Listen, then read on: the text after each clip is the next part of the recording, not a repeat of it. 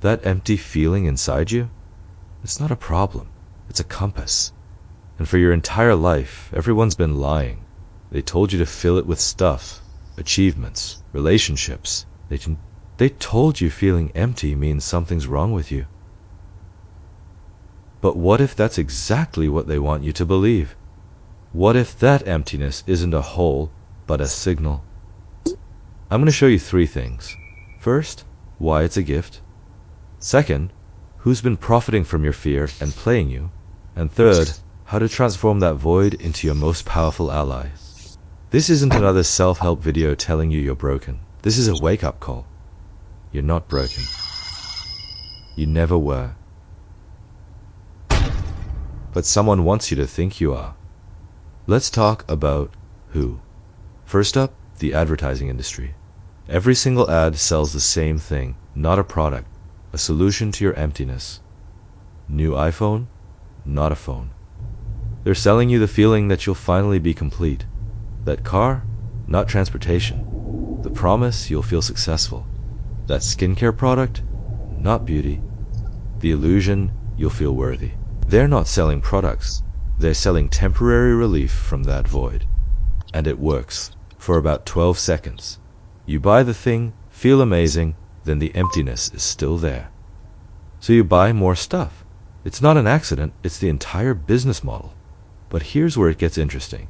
The self-help industry does the exact same thing. Self-help needs you broken.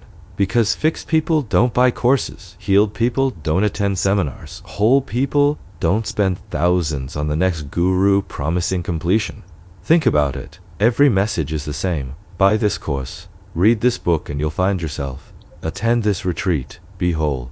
But here's the dirty secret. You were never broken in the first place. Minimized. And there's a third player in this game. Society itself. From birth, you were taught being alone with thoughts is dangerous. When you were a kid, bored, they handed you an iPad. When you grew up and there was silence, people ask, "Are you okay?" Now, you can't sit alone 5 minutes without pulling out your phone. We've been conditioned to fear emptiness like it's a disease. And here's why this conditioning works so well. Your brain runs on dopamine. It's basically a drug dealer living in your skull. When you buy, scroll, binge, dopamine spikes. You feel good. But here's the problem. It crashes. Hard. And when it crashes, you feel more empty than before. So you need more. More shopping, more scrolling, more binging. It's not willpower, it's chemistry. You're literally addicted to filling the void. Your brain becomes a hamster on a wheel, running faster, getting nowhere. You're not filling the void, you're feeding the addiction to filling it. Shit. And that's exactly what they're counting on. Okay, so here's the part that might sting. That void inside you, it's never going away. Ever. Why? And thank God for that. Let me explain. Dogs don't feel empty. Cats don't feel empty. Only humans do. You know why? Because we're the only species that knows we exist. We're the only ones who can think about our own thinking, who can imagine who we could become. That empty feeling? It's not a bug in your programming. It's the feature that makes you human. It's the gap between who you are now and who you could be. It's your consciousness telling you there's more to life than just survival. And here's the crazy part. That feeling is responsible for everything great. Every work of art, every breakthrough, every revolution came from this feeling. Van Gogh felt it. Einstein felt it.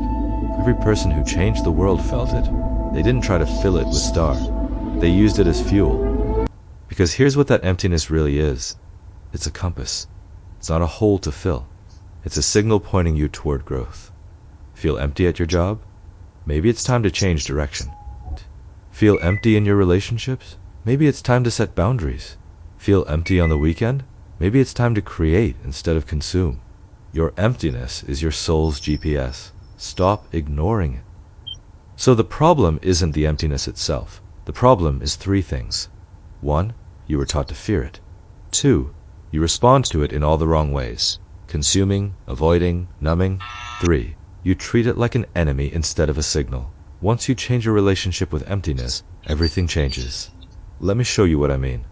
Most people, they feel empty, they panic. They grab their phone or buy something, feel better for 5 minutes.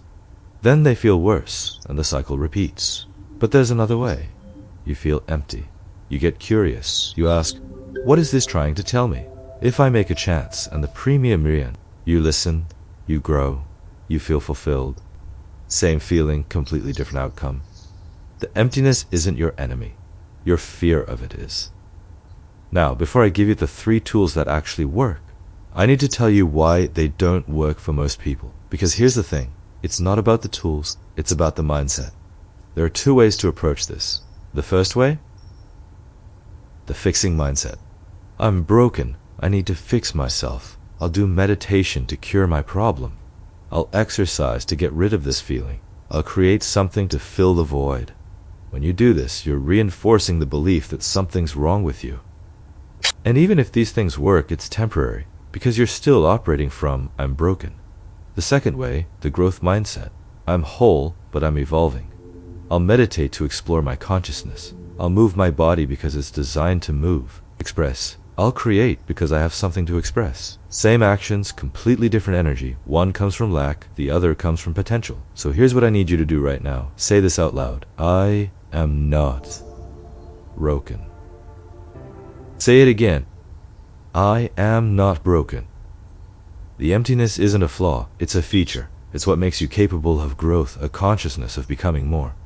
Okay, now that we got that straight, here are the 3 tools that will transform your relationship. These aren't fixes, they're tools for growth, and they only work if you remember you're not broken. First tool, creation. Not do something to distract yourself from the emptiness. You not let be. But creation is how you express the part of you that feels empty. Because here's what nobody tells you. That void isn't empty space, it's potential. It's the raw material of your next evolution. Think about it this way. When you consume, when you watch, buy, scroll, you're passive. You're receiving someone else's creation, and that deepens the emptiness. But when you create, when you make, build, express, you're active.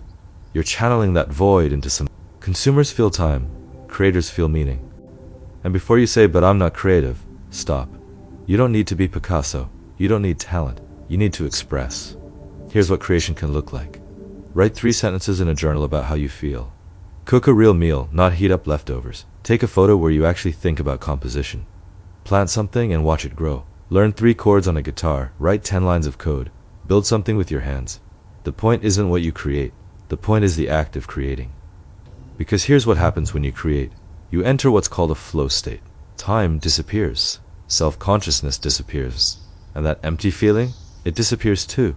Not because you filled it, but because you're using it as fuel. You're not trying to escape the void. You're transforming it into something that didn't exist before. And that changes everything. Here's your challenge. Pick one thing. Spend 15 minutes on it today. Not tomorrow. Today. Here. And here's the key. Give yourself permission to suck at it. Because sucking at something is the first step to being kinda good at something. You don't need it to be perfect. You need it to be real. Do this every day for 7 days. Just 15 minutes. Watch what happens to that empty feelings. Second tool, your body. And here's the thing nobody talks about. You can't have a healthy relationship with emptiness if your body is falling apart. It's like trying to meditate while your house is on fire. Let me paint you a picture. You're not sleeping enough, you're eating garbage, you're not moving, your body is inflamed, your gut is a mess, your brain chemistry is wrecked. And then you feel empty and you think it's existential. You think it's your soul crying out. But here's the truth. Most of what you think is existential dread is actually just inflammation and exhaustion. Your body and mind aren't separate. Your body is the foundation. Here's some science in plain English. 90% of your serotonin, the chemical that makes you feel okay, is made in your gut. Not your brain, your gut. When you move your body, you release endorphins and BDNF, which literally grows new brain cells. When you sleep, your brain cleans itself. It removes toxic proteins that build up during the day.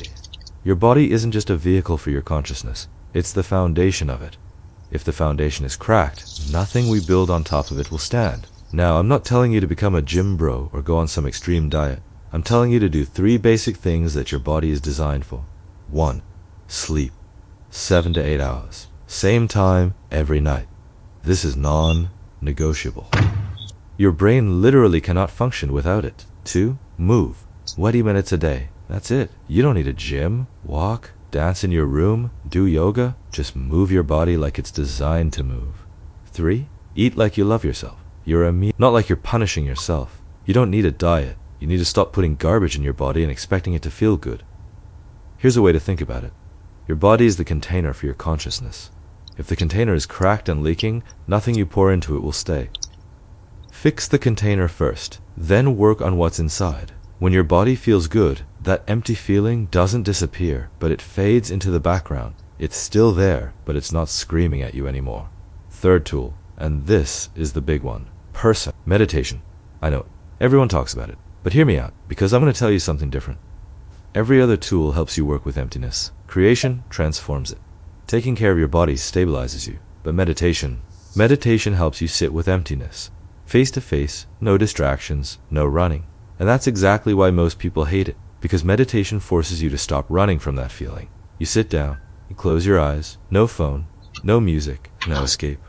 Just you and that void. And that's terrifying. We've spent our entire lives running from this feeling, and now you're supposed to just sit with it? Yeah.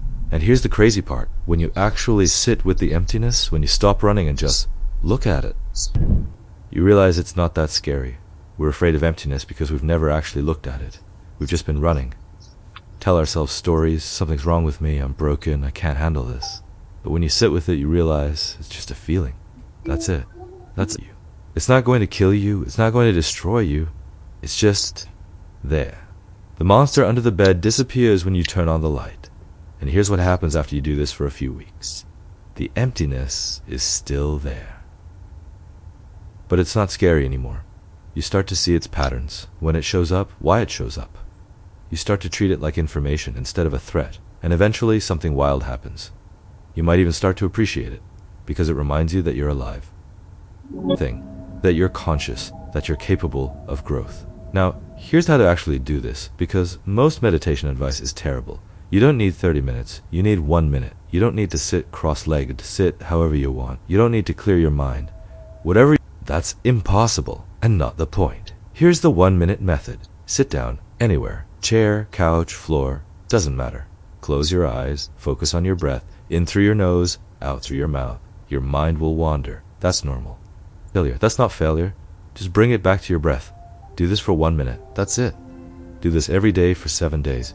Don't try to fix anything. Don't try to feel better. Just observe. Just sit with whatever's there. That's the practice. Okay, let's bring this together. 3 tools. Creation, body, meditation. Creation transforms emptiness into fuel. Your body stabilizes the foundation. Meditation teaches you to sit with it instead of run from it. You don't need to do all 3 at once. Pick one. But here's the most important thing, and I need you to really hear this. These tools only work if you remember one thing. You are not broken. The emptiness isn't a flaw. It's a compass. Fix. It's not something to fix, it's something to listen to. So here's what I want you to do in the next 24 hours. Pick one tool. If you choose creation, spend 15 minutes making something, anything. If you choose body, take a 20-minute walk. If you choose meditation, sit for 1 minute and just one. That's it. But do it with this mindset. I'm not fixing myself. I'm growing. Most people spend their whole lives running from emptiness. You don't have to be one of them. That void inside you, it's not your enemy. It's the space where your next version of yourself is waiting to be born. I'll leave you with this question. What would you create if you stopped trying to fix yourself? Think about it. That's it. Now stop watching videos about emptiness and go sit with it for a minute. Your 24-hour challenge starts now.